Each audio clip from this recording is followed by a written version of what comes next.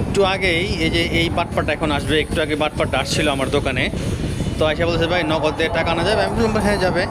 তো নগদ নাম্বার দিল, নগদ নাম্বার দেওয়ার পর আমাকে একটা ফরওয়ার্ড মেসেজ দিছে, আপনার 15,500 টাকার ফরওয়ার্ড মেসেজ দিয়ে বলতেছে ভাই টাকা আসছে দেখেন। তো আমি তো সবসময় ব্যালেন্স চেক করি, আগে অ্যাপসে ঢুকে অ্যামাউন্ট চেক করি, প্লাস কোন নাম্বার থেকে আসলো সেই নাম্বারটা চেক করি।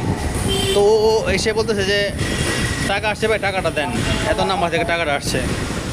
এই লোকটাকে আমি চিনি, প্রায় আমার দোকান আশেপাশে হয়তো আসে, মাঝে মাঝে দেখি আমি, কিন্তু আমার মাঝে মাঝে লোটো করে আমার দোকান থেকে, আমি এটা আমার যতটুকু মনে পড়ে। তো আজকে আইসা এরকম করলো যে নগদে ভাই টাকা আসছে লাস্টে এত নাম্বার থেকে দেখেন। এখন আমি আমি মোবাইল হাতে নিয়ে দেখি যে ফরওয়ার্ড মেসেজ। মেজাজটা যা খারাপ হইলো, শুধু ওকে শুধু ফেস চিনি বিদায় ওকে কিছু বললাম না আর কি। আমার খুব মেজাজটা খারাপ হচ্ছিল তখন, যে ওরা থাকটা থাপ্পড় দিই, কিন্তু কিছুই বললাম না ওরে। ও আমার সাথে শুধু শুধু তর্ক করতেছে ভাই টাকাটা আসছে দেন।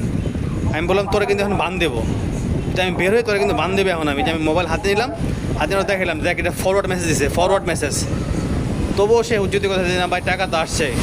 আমি কই তুই কি বাটপাড়ে পাল্লায় পড়ছস কিনা সেটা বল। তুই বাটপাড়ে পাল্লায় পড়ছস, এখন যদি আমি বেরোই তোরে বান দেবো, তারপর তোরে যে টাকা পাড়েছে তারপর তার বিরুদ্ধে আমি ব্যবস্থা নেব। তবু সে আমার সাথে হুজ্জতি করতেছে।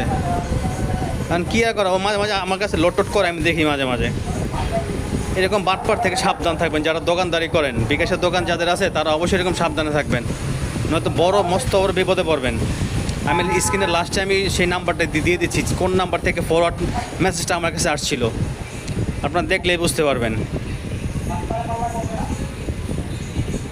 এই যে বাটপার চলে যাচ্ছে এখন, কিছু না বলে চলে যাচ্ছে তখন অনেক ধমকানোর পরে।